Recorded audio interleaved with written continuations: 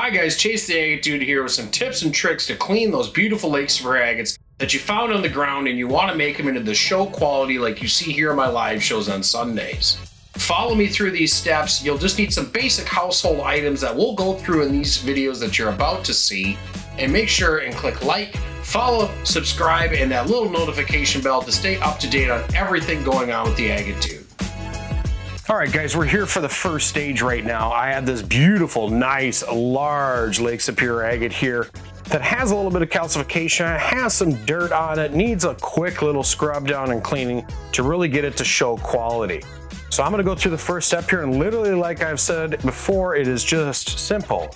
Soap and water. So a nice little Dawn dish soap, a nice bucket of hot water. I just wear gloves because I'm gonna wear gloves for the whole process here. A great scrub brush, and then I use my tongs just to stir up that soap a little bit. So let's do that real quick here. And just a couple drops of soap and you're just fine. You don't have to use a ton. I'm gonna stir it up good.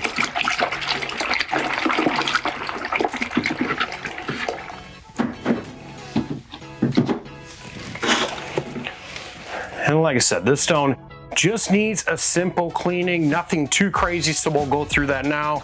I just dunk it right on in there and then just give it a very nice, rigorous scrubbing just to get any dirt and grime off of it before I move it into that next stage of CLR. This one doesn't need a ton, but then I'll just kind of rinse it off. And then the next step of what I'll do is I'll just put this into its own fresh water just to get off any of that soapy residue, anything that was there from when I did this cleaning stage. After that, we'll move into the next step. All right, guys, after going through that soap and water stage and then a little fresh water, remove any of that soapy residue, we're now going to work on some of the calcifications and a little bit of the tougher buildup, and we're going to use a great product of CLR. You can also use vinegar. Any type of mild acid should always be able to take care of this. The big thing with this is, guys, is always use gloves. I use tongs to move the stone in and out. And then the big thing is always use your respirator. If you don't have a respirator, definitely use a mask or something equivalent, and then make sure you use it in a well-ventilated area. And it's very, very simple. I'll actually just place the stone in here and I'll place the product. So give me just a moment. Place the stone down. And really, you don't have to use a ton of this. You can use just a very small amount. And I just kind of let it coat the stone, and I'll check the stone here and see if I really need to do a full dunking on it. But a lot of times what you can do on these stones, now I have gloves on so I'm able to hold these stones, but definitely don't hold them barehanded. You want to look and see if there's any bubbling up happening on the stone. And what that means is that there's some sort of a calcium deposit that the acid is reacting to and removing for you. Looking over this stone, it's actually pretty darn good. I think there was a little bit here, but it's already gone. This step does not take very long at all. So from here, what I'll do is I'll just go place this again in some fresh water for a short amount of time, just to remove any of that acid residue.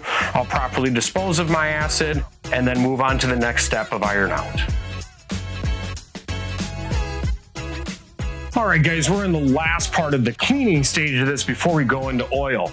I have gotten my stone through a hot soap and water bath, little fresh water, then I did my CLR or a simple acid treatment to remove any of that calcification. And the stone's looking really good, but I want to make these white colors here, or white banding, and some of these quartzy areas a little bit of iron, so I want to make them pop a little bit more.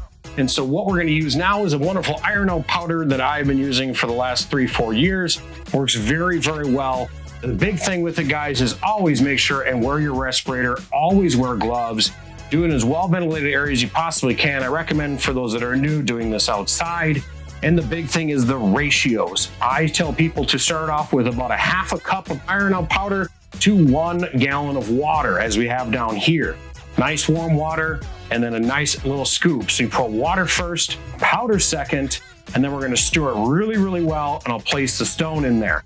So I'm actually going to set the stone aside, pop on my respirator, and go through those instructions with you guys right now.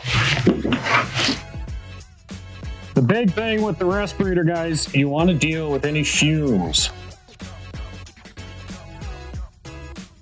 I'm just going to pour this in because I've done this long enough. I know how much of a ratio I need for this bucket and the amount of powder.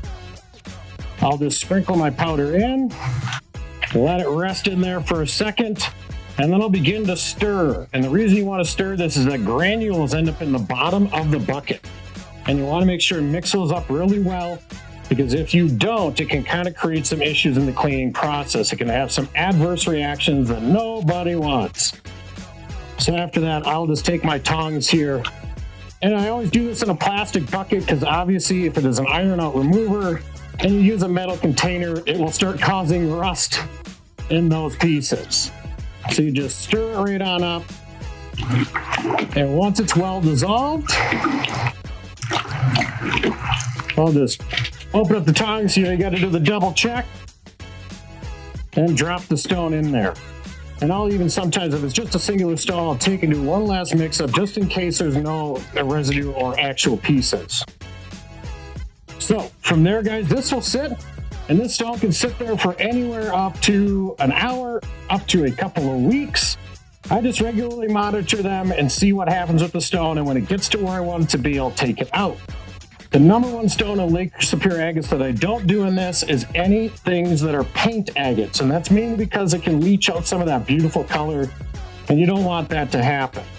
So from here, guys, I'll let this stone sit for a while, monitor it, take it out, put it into fresh water, and then we'll be ready for that oiling stage. All right, we just take that beautiful bottle of oil and we pour it right on over that stone. Get a nice coating over the top of it. And then I will pick up that stone and just give it a good wipe down, really getting that oil all around the stone. Get it to penetrate well, work the way in, and then I just take a basic towel like so and give it a final wipe down. That banding is really popping now. We've gotten through all of our final stages and we have our final show display product right here ready to go. And you can see that absolutely beautiful banding that is there. So that stone's literally done. We've gone through all of our steps, guys. We got through our soap and water, got through our CLR acid treatment, into our iron out, and then final stage of the oiling, and the stone is now done. All right, we've gone through all those steps, those simple tips and tricks to take your agates and bring them up to a showroom quality. I hope you guys have enjoyed this video, and to stay up to date on everything The Agate Dude, make sure and go to theagatedude.com, click that like button, follow and subscribe, and make sure and hit that little notification bell up in the corner. I appreciate you guys, and I hope you're enjoying these videos. I look forward to seeing you real soon.